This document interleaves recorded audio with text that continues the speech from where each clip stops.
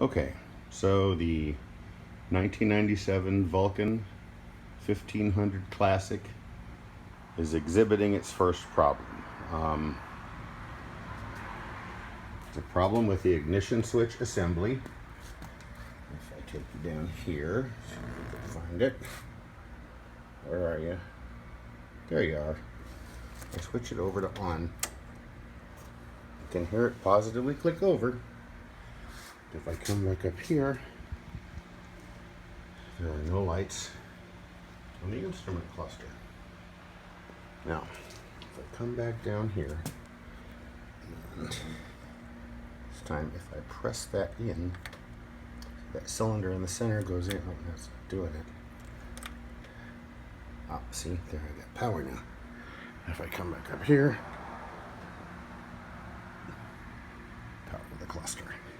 But if I release it, lost power. Power's gone. So, I would like to avoid having to buy a whole new assembly for it. If anybody has had any experience with this kind of issue, I would appreciate any insight you could provide. Thanks for checking this out.